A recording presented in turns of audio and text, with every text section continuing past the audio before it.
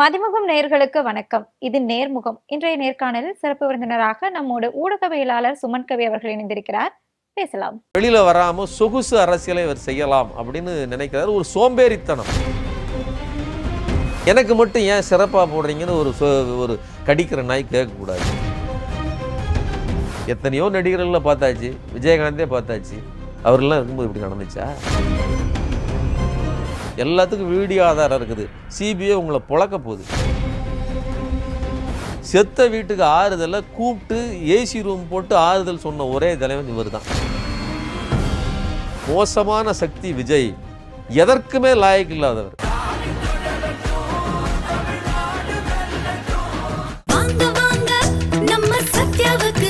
உங்கள் சத்யாவின் தமிழ் புத்தாண்டு super offer. என் பொண்ணு கூட நான் இருக்கணும். அதுக்காக இந்த உலகத்தையே எதிர்க்க சொன்னாலும் எதிர்த்து நின்று ஜெயிப்பேன்.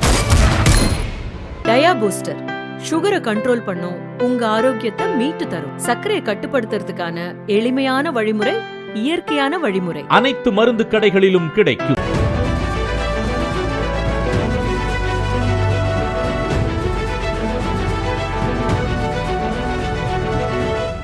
நிறைய கருத்து கணிப்புகள் நம்ம பார்க்கும் போதே வழக்கம் போல திமுக அதிமுக தான் வரும் அப்படிங்கிறது தானே முடிவுகளா இருக்கு. இப்ப சமீபத்தில் வந்த 3 கருத்து கணிப்புகள் பார்த்தீங்கன்னா, லோக் போல்னு ஒன்று, இன்னொன்று போல் ட்ராக்கர், அதுக்கப்புறம் இப்போ சமீபத்தில் நேற்று வந்தது பார்த்தீங்கன்னா இன்சைடு எலெக்ஷன்.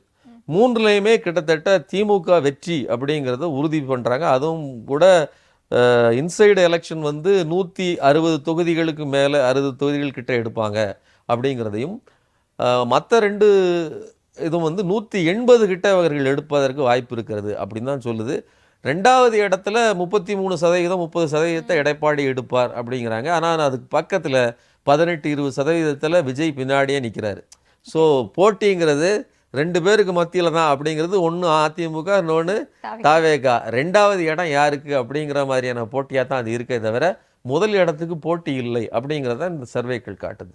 3வது இடத்துல விஜய் இருந்தாலுமே களத்துல விஜயை பார்க்க முடியறதே இல்லையே. இப்போ காரணங்கள் சொல்லி பிரச்சாரங்களை தள்ளி போட்டுட்டே இருக்கிறாரு. உங்களுடைய பார்வை என்ன? விஜய்க்கு வந்து பெரம்பூரில் வந்து அவர் நாமினேஷன் தாக்கல் பண்ணிட்டு முதல் முறை அவர் பண்ணிட்டு வெளியில் வந்து அவர் பிரச்சாரத்தை பண்ண உடனே தெரிஞ்சு போச்சு, இது எலெக்ஷன் கேம்பெயின்ங்கிறது சாதாரணமானது, அது நடிப்பு மாதிரி இல்லை போல இருக்கு, வேர்வை இருக்குது, வெயில் அடிக்குது, ஐயோ இவ்வளோத்துக்கு அவர் நந்து நின்றது 3:45 மணிக்கு. அப்போவே கூட அவரால் அதை தாக்கு பிடிக்க முடியல. சொன்ன டைம் வந்து 5 to 6, 3:45 வந்துட்டார். 1.25 மணி நேரம் கூடுதல் முன்னாடி வந்துட்டார். அதனால தான் அவர் மேலே கேஸும் கூட. சரிங்களா? ஸோ என்ன சொல்கிறதுனா, முதல்ல அவர் ஸ்மெல் பண்ணிடுறாரு, ஓ இங்கே இதெல்லாம் செட் ஆகாது, நமக்கு நம்ம உடம்புக்கு இது ஒத்து வராது அப்படின்னு சொல்லிட்டு இதை யார் மேலே போடலாம்? வழக்கம் போல் திமுக தலையில் கெட்டு. எது நடந்தாலும் சரி, காலையில் பால்காரன் வீட்டுக்கு பால் போடட்டாலும் திமுக தலையில் கெட்டு, சாப்பாட்டில் உப்பு குறைஞ்சிட்டாலும் திமுக தலையில் கெட்டு, எதை வேண்டுமானாலும் திமுக, டயரில் காற்று இறங்கிட்டாலும் திமுக தலையில் கெட்டு. சரிங்களா? இந்த மாதிரி இப்படி தான், இதுதான் வந்து விஜயனுடைய ஒரு பாலிசியாக இருக்குது. அந்த வகையில் திமுகவின் சதியினால் என்னை வந்து முடக்கிட்டாங்க, எனக்கு டைம் கொடுக்க மாட்டேங்கிறாங்க. 1 hour கொடுத்துருக்காங்க. ஆனால் அந்த 1 hour பத்தாது, எங்களுக்கு 4 மணி நேரம் ஆகும். டி நகரில் பிரச்சாரம் பண்ணுறதுக்கு 4 மணி நேரம். விஜய் வந்தால் கூட்டம் வருது, அது எல்லாருக்கும் தெரியும். அந்த கூட்டம் மற்றவர்களுக்கு வர்ற மாதிரி ஆர்கனைஸ் கூட்டமும் கிடையாது, அது வந்து ஒரு அன்ஆர்கனைஸ்டு மாபு.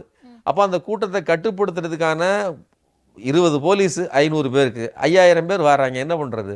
அப்போ விஜய்க்குன்னு சில சட்டங்களை அழுத்தமாக கொடுத்து தான் ஆக வேண்டியது. இது நம்ம மட்டும் செய்யலை. பாண்டிச்சேரிக்கு போனீங்க அப்படின்னு சொன்னால் 23 இடத்துல அனுமதி கேட்குறாங்க, 4 இடத்துல தான் அவங்க அனுமதி கொடுக்குறாங்க. அப்போ அங்கெல்லாம் போய் ரங்கசாமி அங்கிள் என்ன முடக்க பார்க்குறீங்களா அப்படி பேசுகிறாரா? எலெக்ஷன் கமிஷன் உங்களுக்கு தான் வேலை செஞ்சிட்டு இருக்குது அப்படின்னு பாஜகவை பார்த்து சொல்கிறாரா? சொல்ல மாட்டார். அப்போ இது ஒரு செலக்டிவான பிரச்சனை. இங்கே வந்து நின்றுட்டு வெளியில் வராமல் சொகுசு அரசியலை இவர் செய்யலாம் அப்படின்னு நினைக்கிறாரு. ஒரு சோம்பேறித்தனம். இந்த மக்கள் இருக்கிற ஓட்டு போட்டால் போதும்.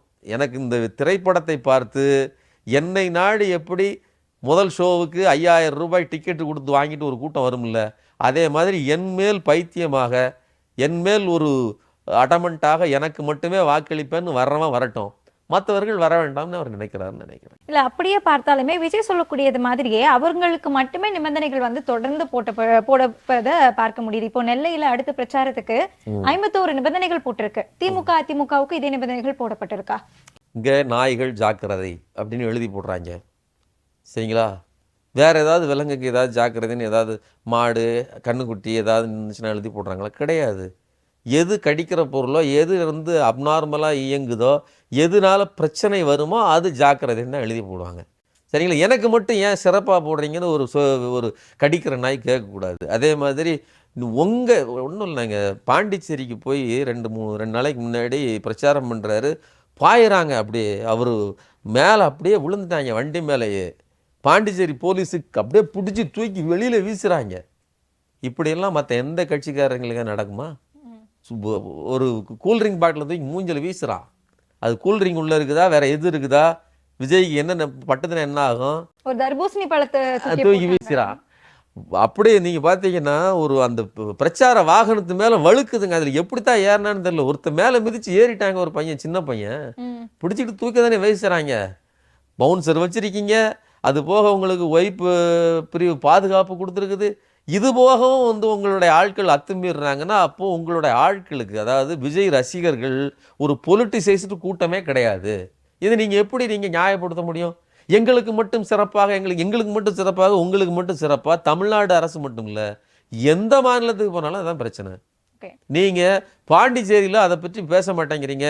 திமுக அங்கே நடக்குது, திமுக மேலே தூக்கி வைக்கிறீங்க. எலெக்ஷன் கமிஷன் இருக்குது, அதுகிட்ட சொன்னீங்க, அது வந்து விளக்கத்தை கேட்டு தான் அவங்க கொடுத்தாச்சு. அதுக்கு மேலே என்ன? சரிங்களா? போலீஸ் ஏன் அப்போ நீங்கள் மறுபடியும் வந்தீங்கன்னா போலீஸ் காரணத்தை காட்டும். உங்களுக்கே தெரியும்னு நினைக்கிறேன். இவங்க வந்து எங்களுக்கு தடைகிட எதுவும் வேண்டாம் அப்படின்னு சொல்லி போய் கேட்டு ஒரு மனு போட்டாங்க. அந்த மனுவை விசாரித்த நீதிபதிட்ட போலீஸ் காட்டின வீடியோக்களை வைத்துட்டு தான் சொன்னார், இவர்களுக்கு இவ்வளவு நிபந்தனைகள் போதாது, 20 நிபந்தனைலாம் போதாது, அதிகமாக போடணும்னு போட்டார். 50 போட்டிருக்காங்க.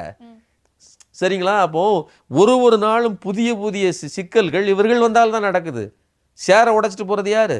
பொது சொத்துக்களை உடைச்சிட்டு போகிறது, பேரிகார்டரை உடைச்சிட்டு போகிறது யார்? அங்கே இருக்கிற பகுதிகள். எந்த தேர்தல் கூட்டம் உள்ள நடக்குது? இத்தனை காலம் ஆகிருக்குது. ஏன் எம்ஜிஆர் காலத்துலேருந்தே நடந்துகிட்டு இருக்குது. எத்தனையோ நடிகர்களில் பார்த்தாச்சு, விஜயகாந்தே பார்த்தாச்சு. அவரெல்லாம் இருக்கும்போது இப்படி நடந்துச்சா? அப்போ விஜயனுக்கு வருகிற கூட்டம் அப்படி இருக்குது. விஜய் அந்த கூட்டத்தை அப்படி தான் மெயின்டைன் பண்ணுறாரு. எப்பா நீ ஒழுங்காரு அப்படின்னு ஒரு என்ன சொல்கிறது, ஒரு அடமெண்ட்டாக பேசுறது இல்லை. ஏன் சொல்கிறேன்னா, நீங்கள் கோவப்பட்டீங்கன்னா கூட்டம் அடங்கும். இளையராஜா கூட்டம் பார்த்துருக்கீங்களா? கத்துனாங்கன்னா ஏன்பா கத்துற அப்படிம்பாரு. அப்படியே டின் ட்ராப் சைன் ஆகுவாங்க. இதெல்லாம் கூட்டத்தை கட்டுப்படுத்துறது. நீங்கள் பண்ண முடியாதெல்லாம் கிடையாது. இது இப்படித்தான் கத்தணும், இது இப்படித்தான் தவணும், இது இப்படி போய் விழுந்து செத்தாலும் பரவாயில்ல, எனக்கு இவன் தான் வேணும்னு நீங்கள் நினைக்கிறீங்க. அதனால தான் நீங்கள் கரூரில் 41 பேர் மரணம் அடையும் போது நீங்கள் வந்து நாமக்கல்லிருந்து அந்த கூட்டத்தை அப்படியே கூட்டிகிட்டே வரீங்க. மெல்ல உங்களுடைய வண்டியை நிதானமாக நடக்கிறவன் ஸ்பீடுக்கே வண்டியை கொண்டு வந்து நினச்சா நீங்கள் அவங்கள ட்ராப் பண்ணிவிட்டு அவங்கள நிறுத்தி வச்சுட்டு அவங்களுக்கு டாட்டா காமிட்டு கிளம்பி வந்துட முடியும்.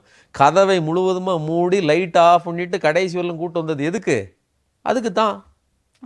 அதே மாதிரி தான் இங்கேயும் நடந்துச்சு. இங்கே குளத்தூர் போனார் இல்லையா? குளத்தூர் போகும்போதும் அதே நெருக்கடி தான். கொஞ்சம் தள்ளி போயிருந்தால் அதே மாதிரியான ஸ்டாம்பைடு வர்றதுக்கு வாய்ப்பு இருந்துச்சு. நாங்கள் தான் தடுத்து விட்டோம்னு இதே ஆதவர்ஜுனா சொன்னார். அப்போ என்ன அர்த்தம்? வார்த்தையிலே இருக்குது. இந்த முறை நாங்கள் எச்சரிக்கையாக இருந்தோம், தடுத்துட்டோம். போன தடவை நாங்கள் வந்து போலீஸ் சொன்னதை கேட்கல, அதனால இடித்து கொண்டுட்டோம். அப்போ நீ தானே சொல்கிற, அதான பொருள். ஒரு அனுபவத்தில் திருந்திருக்காங்க அப்படின்னு கூட எடுத்துக்கலாம். கொண்டுட்டு திருந்திருக்காங்க. போன தடவை இப்படி இழுத்தங்க, கழுத்தில் வெட்டிட்டு செத்துட்டான், அந்த தடவை நான் வெட்டாமல் விட்டுட்டேங்கிற மாதிரி தானே பொருள். அப்போ உங்களுக்கு நீ தெரியாமல் செஞ்சுருந்தா கூட போலீஸு சொன்னிச்சு, 500 மீட்டருக்கு முன்னாடியே உள்ளே வரக்கூடாது, போனால் ஸ்டாம்பைட் ஆயிரும், போகக்கூடாதுன்னு சொன்னதுக்கு இல்லை வண்டி போயே தீரணும்னு சொன்னது யார்? வண்டியை செலுத்தினது யார்? உள்ளே இருந்தது யார்? மேலே இருந்து இன்ஸ்ட்ரக்ஷன் கொடுத்தது யார்? விஜய் இருந்தார், ஆதவர்ஜுனா இருந்தார், உள்ள ராஜ்மோகன் இருந்தார். வண்டியை திருப்பும்போது எல்லாமே நடந்துச்சு. எல்லாத்துக்கும் வீடியோ ஆதாரம் இருக்குது. சிபிஐ உங்களை பொழக்க போகுது. ஆனா இந்த மாதிரி பிரச்சனைகள்லாம் வரக்கூடாது அப்படிங்கிறதுக்காக தான் இப்போ விஜயோட உருவ பொம்மையை வச்சு பிரச்சாரம் செஞ்சுட்டு இந்த மாதிரி பிரச்சனை வராமல் இப்போ யோசிச்சு பாருங்களேன். விஜய் எங்கே இருந்து அதை ஆரம்பிக்கிறது?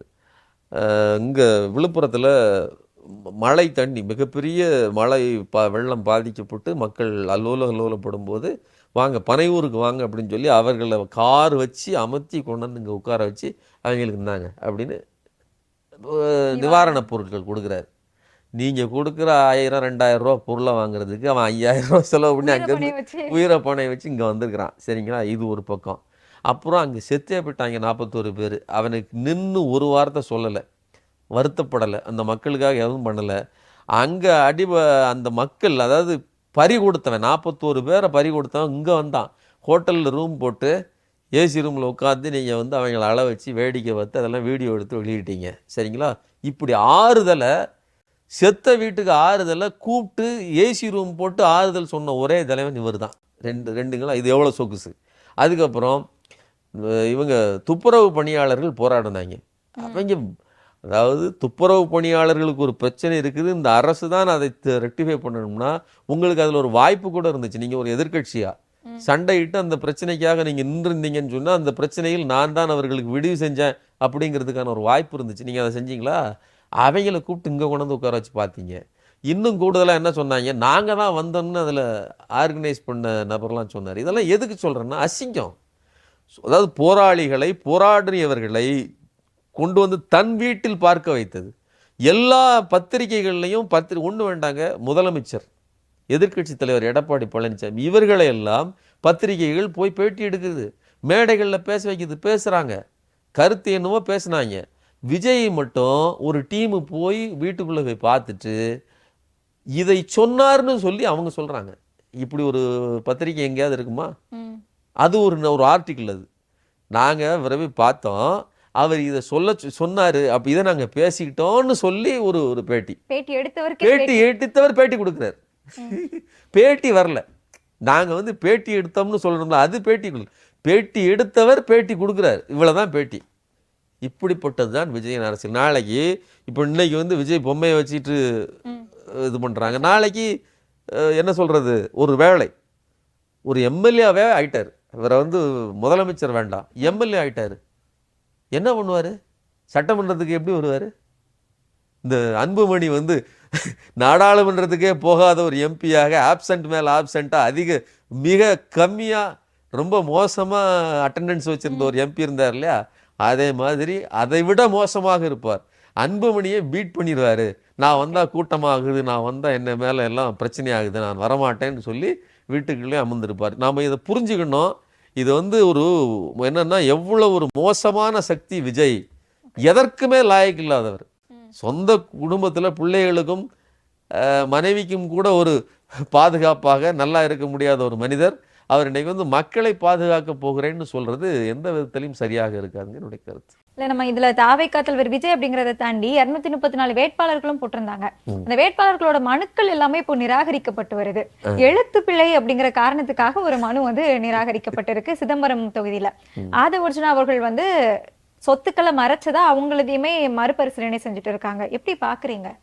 இது வந்து அதாவது ஒரு புது கட்சிங்க, அது தெரியாமல் சில தப்புகளை செய்ய தான் செய்யும். எரர் அண்ட் லேண்ட் தானே, இந்த உலகமே அது தானே. நாங்கள் ஒரு புது கட்சி அப்படின்னு சொல்லலாம். எரர் அண்ட் லேண்ட்ங்கிறது எத்தனை எரரு எதில் லேண்ட் பண்ணுவீங்க? இப்போது ஒன்று, ஒரு வேட்பாளர் அந்த வேட்பு மனுவே எடுத்துகிட்டு போகல.